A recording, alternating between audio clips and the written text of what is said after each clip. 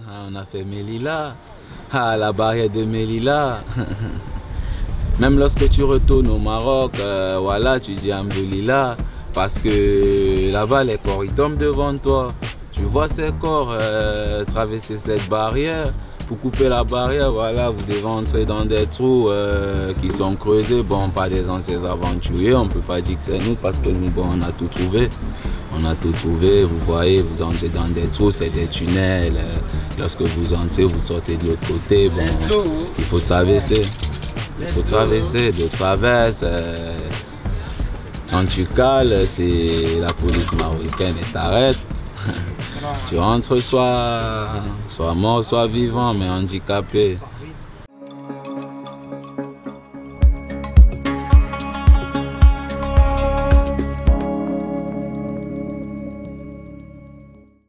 Je m'appelle Kamal Awal, je viens du Cameroun.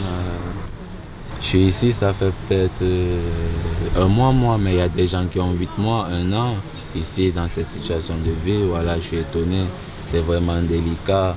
Même vous voyez l'endroit, bon, je peux pas tout vous expliquer parce que bon, on ne pourra pas finir maintenant, mais je vais juste vous dire quelque chose. Je te réveille le matin, tu n'as rien à faire parce qu'ici, il n'y a pas de travail de ce côté. Tu dois quitter, aller au centre-ville, chercher du travail. C'est pas facile en Tunisie. Bon, vous n'avez pas de nourriture, personne ne viendra vous sauver. Je m'étonne que je suis aujourd'hui dehors, je suis dehors dans une tente. Voilà, c'est difficile, mais avant, je me tapais une maison, j'ai ma chambre, mon pote, il a la sienne. Bon, nous sommes ensemble, ça va, on travaille. Alhamdoulilah, ça allait, mais maintenant, bon, ça ne va pas.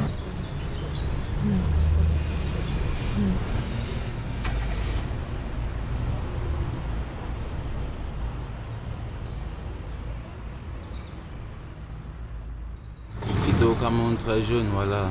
J'avais, on peut dire, ça fait pratiquement, j'avais soit 13 ou 12 ans. 13 ou 12 ans. Je suis quitté du Cameroun, je suis parti au Nigeria. Au Nigeria, j'ai fait Yola, Kano. Je suis parti à Abuja, après je suis parti à Sokoto. J'ai traversé, je suis entré par le Niger. Au Niger, on a fait Zender, Maradi, j'ai fait 8 mois au Niger. Parce que c'était très compliqué, mais grâce à Dieu, alhamdoulilah. J'avais des amis là-bas, des amis depuis le Cameroun qui étaient au Niger. Bon, j'ai traversé le Niger, je suis entré en Algérie. En Algérie, j'ai passé beaucoup de temps, mais après, je suis allé au Maroc. La vie au Maroc, voilà, elle est un peu cool, voilà. Elle est un peu cool d'une part, mais d'autre part, c'est un peu très difficile de traverser la frontière du Maroc, quitter Oran en Algérie, partir Magnia, Tlemcen, aller en forêt, bon, c'est très compliqué, c'est très compliqué. Des gens meurent, il y a des gens qui meurent, des femmes enceintes, elles laissent leurs enfants poursuivis par la police. Lorsque la police marocaine ou algérienne elle vous arrête, c'est de la merde, voilà, c'est de la merde.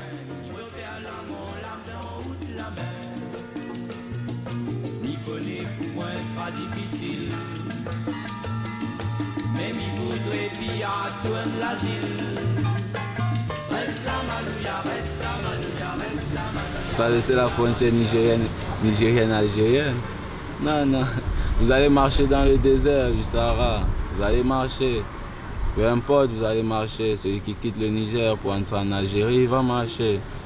Il va marcher. Il y a d'autres que la voiture laisse peut-être à 1000 km de l'Algérie, on les demande de marcher. Donc voilà, c'est pas facile. Combien de personnes vous êtes dans le groupe? Oui, dans peut-être 35, 40, 50, ça dépend, parfois 70, ça dépend. Il y a certains jusqu'aujourd'hui, bon, sur Facebook, visage, rien, aucun signal. Pas de photo, rien, aucun signal. Par rapport, il y a le manque d'eau. Lorsque vous êtes abandonné au désert, c'est très difficile. Votre moyen de survivre, il n'y a pas d'eau, il n'y a pas de nourriture. Bon, voilà, ceux qui survivent, voilà, alhamdoulilah, c'est la volonté d'Allah. Et la majorité des gens qui s'en vont, qui meurent, bon, on peut dire que c'est ceux qui sont souffrant de maladies, bon, ils ont des difficultés, donc c'est un peu difficile. Je peux sauver ma vie, mais je ne peux pas sauver la tienne. Et je suis obligé de survivre, moi. Voilà, C'est ça le problème. C'est plus que la rue, c'est au-dessus de la rue. Quitter d'un pays, entrer par un autre, marcher près de 2000 km. Voilà, c'est plus que la rue. À la frontière, ça devient une course. Tu peux courir dans le désert. C'est comme si tu courais dans une bouteille. C'est comme si tu courais dans une bouteille, courir dans le désert face à une voiture. C'est comme si tu courais dans le désert. Quand ils vous arrêtent, ils vous fouillent, tout ce que vous avez, ils vous prennent. Bon. Non, je suis arrivé en Algérie. Ingezam, Tamaracet. J'ai vécu à Tamaracet, je ne peux pas me rappeler combien de temps parce que bon, là-bas, j'ai commencé à m'en sortir des petits jobs, mais de mon côté ça allait un peu, mais je voyais mes frères qui souffraient, ils merdaient, voilà, c'était par les Arabes. Vous savez, tout le monde n'est pas tous pareil. Toi, tu peux être bon, d'autres mauvais. Bon, c'est ça la loi de la vie, tout le monde ne peut pas t'aimer. Tout le monde ne peut pas t'aimer. Bon, d'autres qui sont maltraités, ils s'en vont travailler, on leur dit ton argent c'est à la fin du mois, ça se passe à Alger, Oran, tu peux travailler, la fin du mois arrive, bon, tu n'as pas de papier, bon, fous-toi la gueule, on appelle la police. C'est la police qu'ils appellent.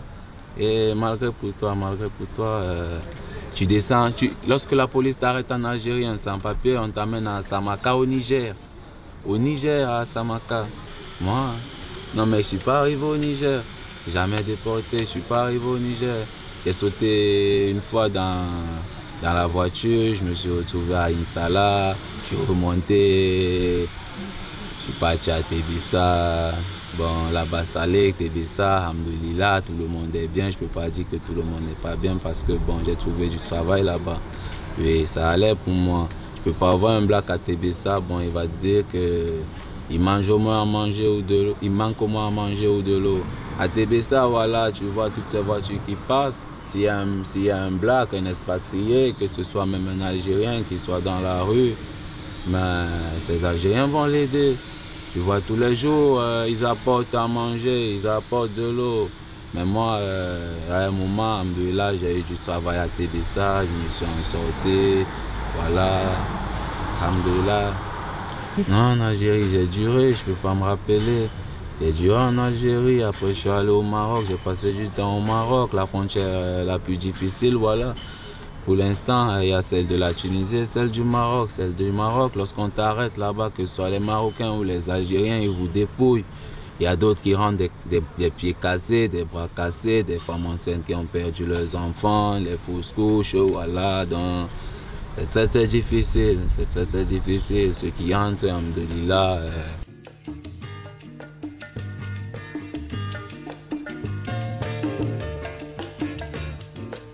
On a fait Melilla, la barrière de Melilla. Même lorsque tu retournes au Maroc, voilà, tu dis alhamdoulilah, parce que là-bas, les corps, ils tombent devant toi. Tu vois ces corps traverser cette barrière.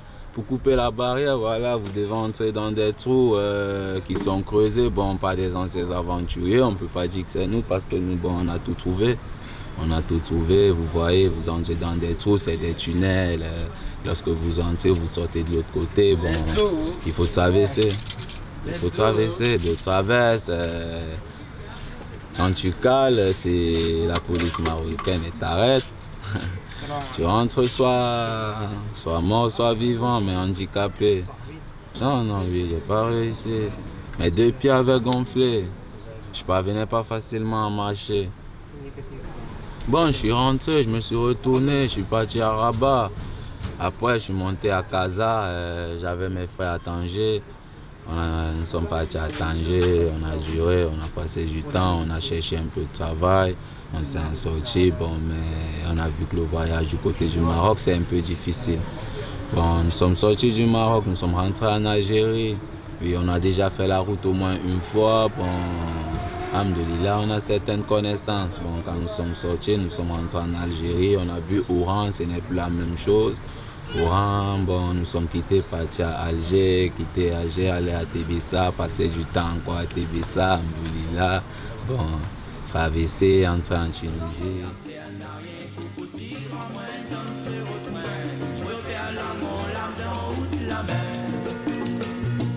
Ni bonnet, point sera difficile. Vous savez ce qu'on appelle taper poteau, nous? Non. Quand on dit que tu as tapé poteau, bon, c'est comme si tu voulais marquer un but à Thibaut Courtois. Bon, il a tapé le poteau, à Hugo Lloris, ce but, il a tapé le poteau. Bon, lorsque nous sommes quittés Tébessa, on entre en forêt. Tu traverses bien l'Algérie, mais lorsque la garde tunisienne elle t'arrête, elle vous tabasse. Elles prennent vos téléphones, bon, ils se mettent à casser vos téléphones, ils remettent. Après, téléphone cassé, qu'est-ce que tu vas faire avec un téléphone cassé? Bon, ils vous ramènent encore en frontière du côté de l'Algérie, ils vous laissent là-bas, les Algériens, s'ils vous arrêtent, bon, ils vous fouillent juste. Et mais eux, ils vous donnent du pain à manger, la police algérienne, même avant de vous ramener. Lorsque la police vous suit, vous savez déjà ce qui vous attend. Vous savez déjà ce qui vous attend. Bon, il faut détaler, hein. Il faut détaler. Il y a des femmes qui ont laissé leur bébé, il y a des gens qu'on ne voit plus jusqu'à aujourd'hui, qui se sont fait agresser par des clochards, des corps. Certains, bon, voilà. Bon, lorsqu'elles nous arrêtent, elles nous amènent dans leur repère. Après, ils nous font rentrer par des Hilux, ils nous déposent du côté algérien. Mais eux, ils ne traversent pas, ils claquent des armes. Ils disent « Hey, Mchirao, Mchirao ». Ils parlent qu'en arabe. Ça dépend de toi. Si tu comprends, tu comprends. Si tu ne comprends pas, tu vas te faire botter là. Tu vas te faire botter. Bon, c'est très compliqué, frère, c'est très compliqué. Je suis passé par Bouchipka. Je suis entré dans des villages, des petits villages. Après, je suis entré à Gassrine, parce qu'il y a des petits villages avant Gassrine. Après, je suis entré à Gassrine, Sbetla. Je suis parti à Sidi Bouzid. Bon, mais après, je suis parti à Sfax. On a passé du temps, on a essayé de traverser, ça n'a pas donné. Bon, nous sommes retournés sur Sfax, après monter sur Tunis. Notre situation devient devenir un peu très compliquée. Bon, on a essayé de se retourner vers l'OIM, mais moi, mon cas, je ne veux pas rentrer parce que moi, j'ai un objectif. Cet objectif devient une obligation. Ça devient une obligation parce que moi, voilà, je ne suis pas déterminé. C'est une obligation. Je suis venu à l'OIM, que bon, j'ai besoin d'un logement, c'est tout, je vais me débrouiller. Mais voilà, depuis, ça ne donne pas. On me dit c'est juste ceux qui veulent rentrer qui auront droit au logement.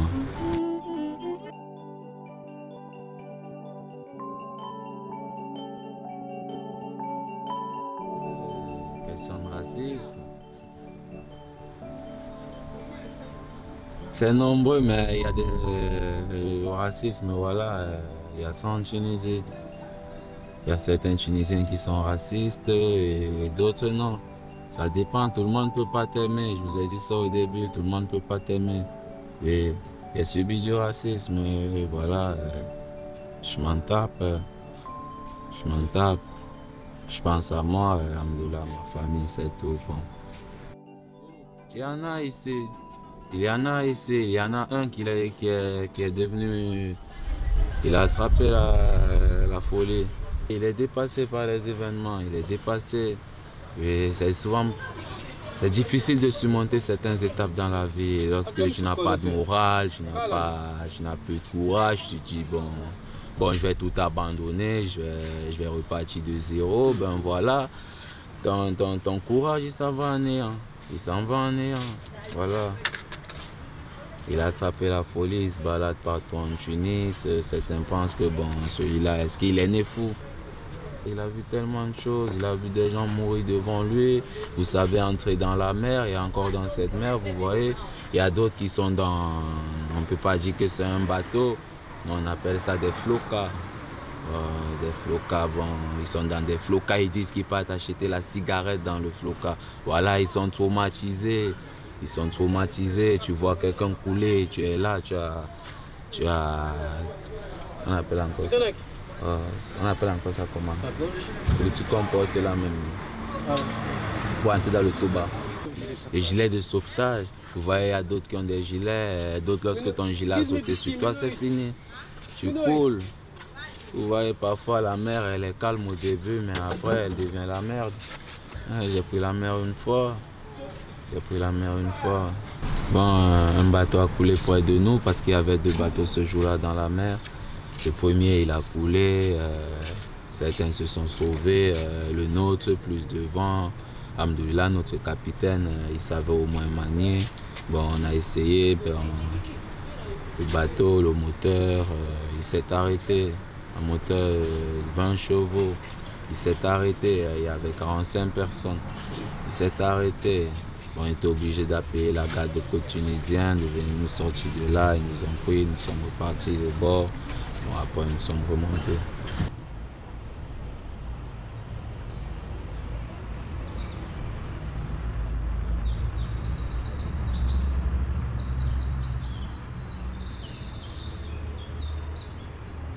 Peu importe,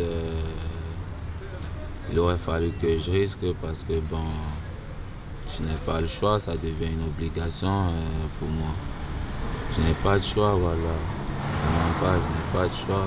Qu'est-ce que je vais faire? Je vais rester sur mon matelas et puis dormir. Ma maman, elle va manger quoi? Ma petite soeur, bon, j'ai besoin qu'elle aille à l'école, qu'elle se fout une éducation normale si moi je ne l'avais pas eu. Bon, grandir, me voir aller au manège avec ma petite soeur. Bon, essayer d'aider ma maman, mes parents, mes 2 grands-mères. C'est ça qui pourra m'aller dans cette vie, voilà, alhamdoulilah. Voilà. J'ai bien envie de partir en Europe, essayer de devenir un footballeur. Parce que voilà, j'ai confiance en moi. Jouer à Marseille, Inch'Allah, ça va aller. Voilà, c'est à la Mastar, je n'ai pas de ça. Mon rêve, c'est de visiter Marseille parce que voilà, moi je suis Marseillais dans le cœur. Mais je vais quitter Marseille plus tard parce que bon, j'ai vraiment envie d'aller à Amsterdam, Berlin, Paris après, bon, parce que Paris c'est pour tout le monde maintenant. Ce n'est plus Paris d'avant, la Tour Eiffel d'avant, voilà. Même à la télévision, c'est magique, on dit Paris c'est magique. C'est la situation de vie, voilà, la situation de vie elle est délicate. Quand je vois ma mère, je vois mon père, je vois ma petite soeur, c'est très compliqué, voilà, c'est très compliqué. Et ce qui me donne du courage, voilà, c'est ma mère pendant qu'elle est encore là, alhamdoulilah. Elle me donne du courage, je vais le faire pour elle. Mes frères et sœurs, ils sont là. C'est ça qui me donne du courage, et ma famille, hein, voilà. C'est ma source de motivation, ma famille et moi-même aussi. Essayer d'avoir un bon cadre de vie, essayer d'avoir ma propre famille aussi. Bon voilà, c'est ça qui me donne du courage, c'est ça mon envie, de voir ma mère aussi grandir. Pas de rester dans la même situation dont j'ai grandi, de voir mes enfants, former un bon cadre de vie, avoir une famille, voilà.